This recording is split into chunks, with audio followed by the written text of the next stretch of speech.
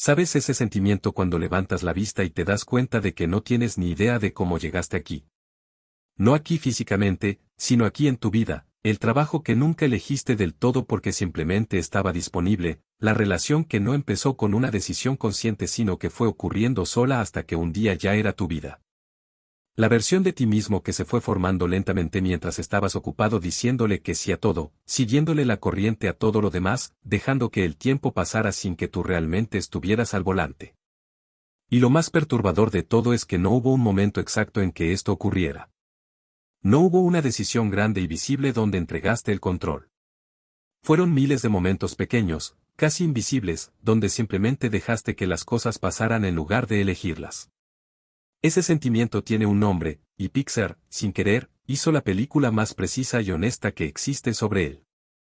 La mayoría recuerda Ratatouille como la del ratón que cocina. Pero quita al ratón, quita París, quita la comida. Lo que te queda es una historia sobre un hombre que pasó toda su vida dejando que alguien más jalara los hilos mientras él estaba ahí parado asintiendo y llamando a eso vivir. Su nombre es Linguini, y ese hombre eres tú. Cuando conocemos a Linguini por primera vez no lo encontramos en un momento de gloria ni de potencial oculto. Lo encontramos siendo el chico de la basura, recién despedido de varios trabajos seguidos, presentándose en una de las cocinas más prestigiosas de París no con confianza ni con un plan, sino con una carta arrugada de su madre muerta y sin absolutamente nada más que ofrecer. Es torpe en su manera de hablar, de relacionarse, de existir frente a otras personas. Le dice directamente al personal de cocina que no se le dan bien las palabras, que tampoco se le da bien la comida, que básicamente no se le da bien nada. Y lo dice con una sonrisa tranquila, con la resignación de alguien que lleva tanto tiempo creyendo eso de sí mismo que ya ni siquiera lo cuestiona. Es un hombre que no espera nada de sí mismo, y no porque sea incapaz, sino porque absolutamente nadie a su alrededor esperó algo de él primero. Nadie le enseñó que tenía el derecho de querer algo para sí mismo. Y entonces conoce a Remy. Forman un pacto para sobrevivir en el entorno de altísima presión de un restaurante gourmet parisino.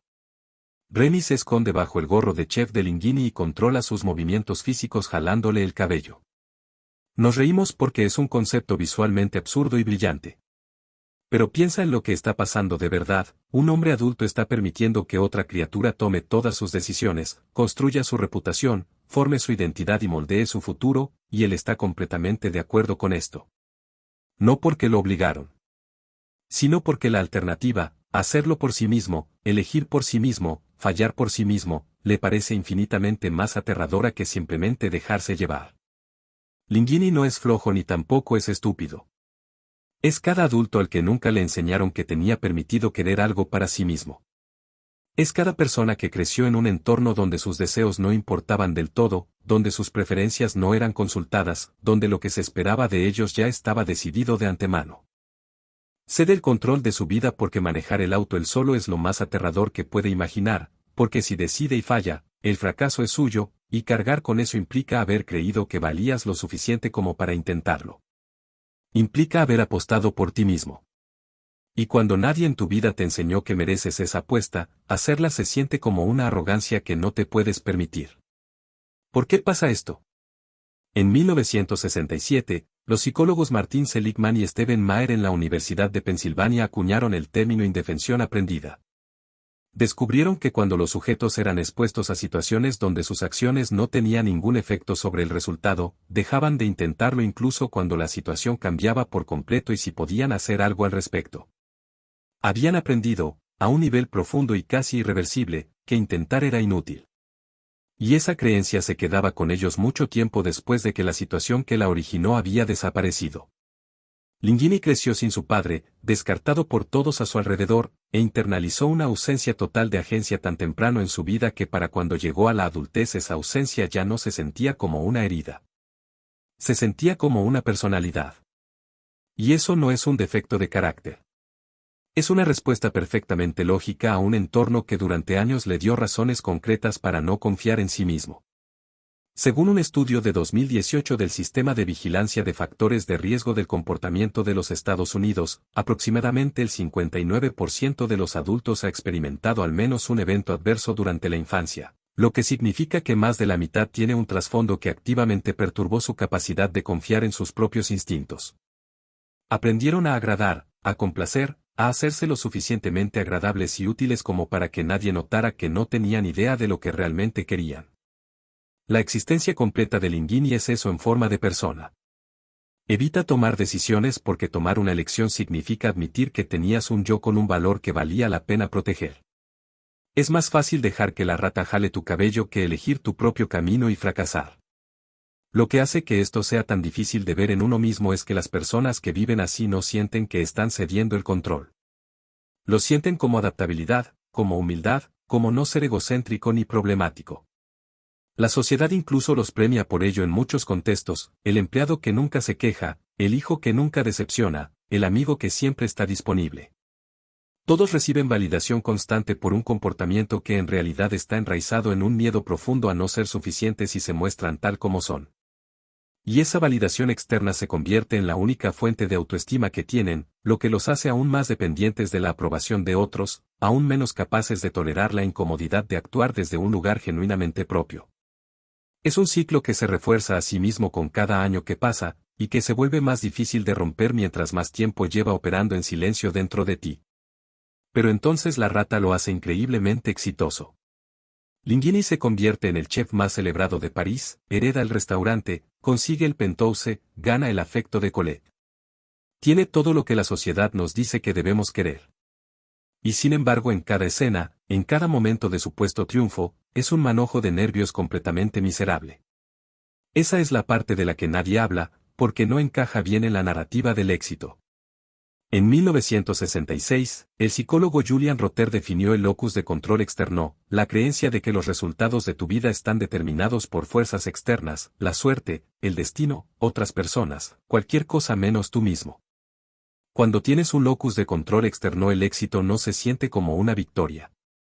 Se siente como una trampa. Cuando no crees que tú ganaste algo, cada día lo dedicas a esperar con creciente angustia el momento en que alguien se dé cuenta de que no lo hiciste. En 2025, un metaanálisis publicado en BMC Psychology con datos de más de 11,000 participantes encontró que la prevalencia global del síndrome del impostor era del 62%. Casi 2/3 de las personas que conoces cargando con esa sensación en silencio. Linguini no solo sufre del síndrome del impostor en sentido figurado, él es, en el sentido más literal posible, un impostor. Y la película te lo está mostrando. Y la pregunta que te hace en voz muy baja es si tú también lo eres, y si la única diferencia entre él y tú es que el tuyo no tiene pelo y bigotes. Y aquí es donde entra uno de los conceptos más reveladores para entender por qué esto nos pasa a tantos: la foreclosure de identidad, desarrollada por el psicólogo James Marcia en 1966.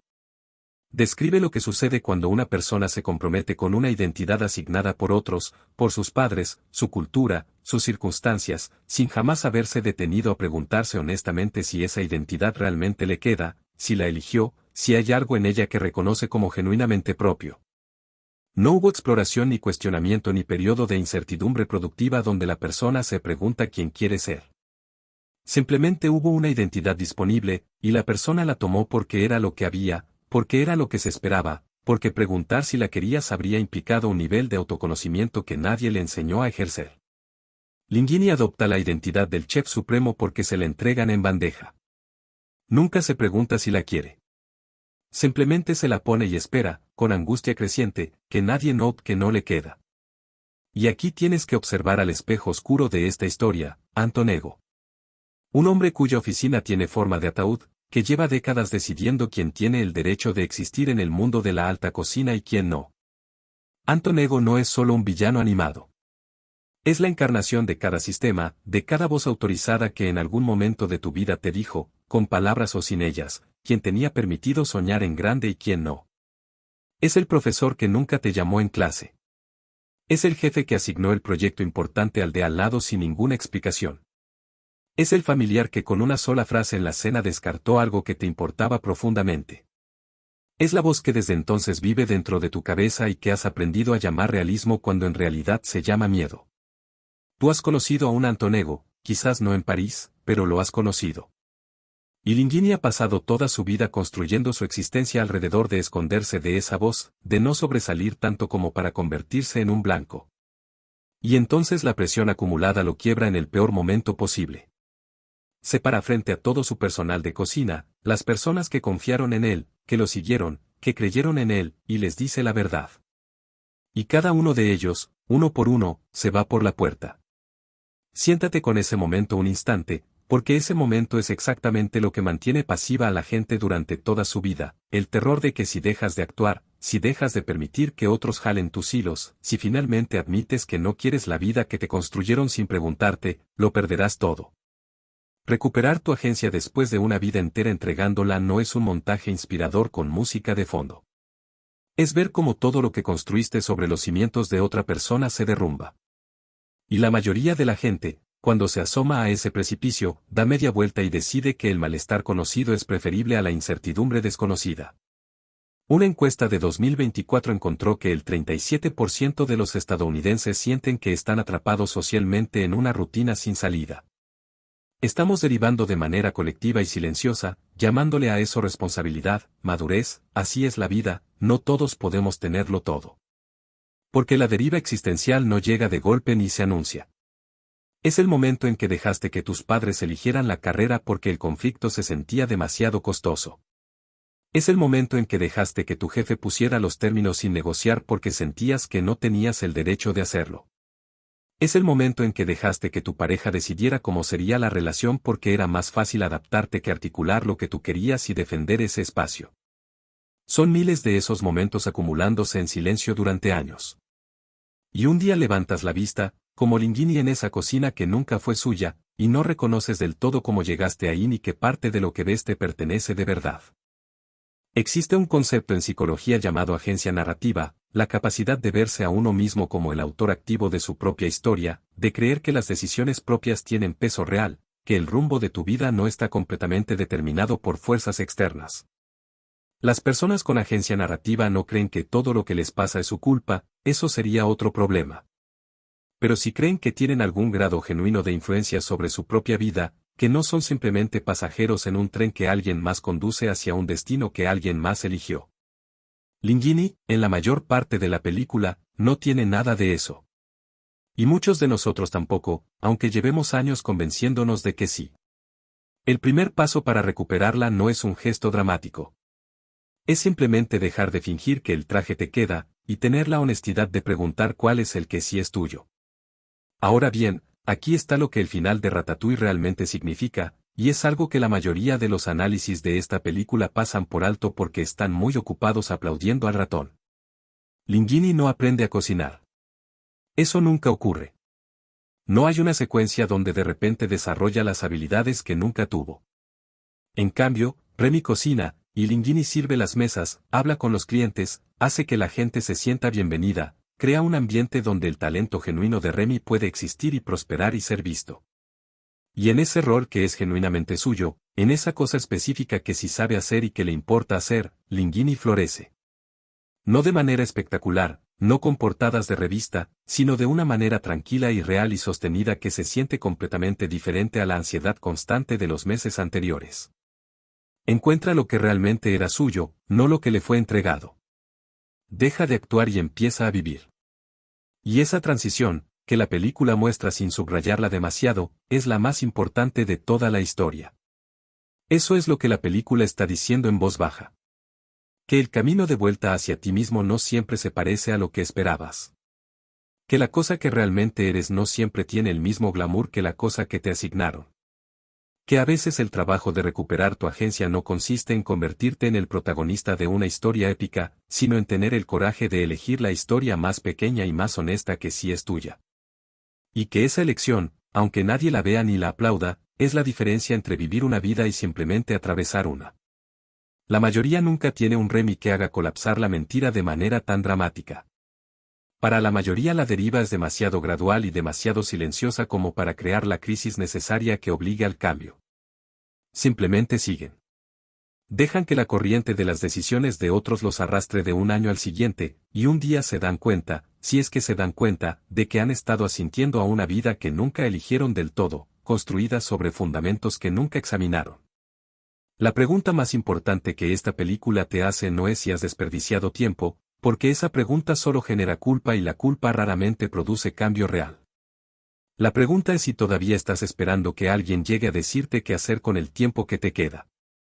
Si todavía estás convencido, en algún nivel profundo y apenas consciente, de que tus decisiones no importan del todo, de que la manera más segura de existir es seguir siendo el que simplemente se adapta, no complica las cosas, y deja que otros lleven el volante. Porque el único final posible de esa historia es el de Linguini antes de que todo colapsará, teniendo todo lo que se supone que debes querer, sintiéndote completamente vacío dentro de ello, exitoso en términos de las métricas que alguien más estableció, viviendo en un espacio que desde afuera se parece a una vida plena y que por dentro se siente como un traje que no fue hecho para tu cuerpo. Y aquí vale la pena detenerse en algo que la psicología del desarrollo lleva décadas documentando y que pocas veces se dice con suficiente claridad: el problema no es la falta de talento, ni la falta de oportunidades, ni siquiera la falta de información. El problema es que la mayoría de las personas que viven en piloto automático nunca recibieron permiso, ni de sus padres, ni de sus maestros, ni de sus propias experiencias tempranas, de creer que su perspectiva particular sobre el mundo valía algo. Que su manera específica de ver las cosas, de sentir las cosas, de querer las cosas, era un activo y no un inconveniente. Y sin ese permiso básico, todo lo demás, el talento, las oportunidades, el tiempo, se convierte en material que usas para construir la vida de alguien más en lugar de la tuya. Linguini tenía todo eso. Lo que no tenía era la convicción de que merecía usarlo para sí mismo. Y esa convicción no te la da nadie más que tú, pero solo cuando dejas de esperar que alguien más te la otorgue primero. Lo único peor que fracasar en tu propia vida es tener éxito en la de alguien más. Y el primer paso real que existe es dejar de esperar que alguien más te diga cuál es la tuya.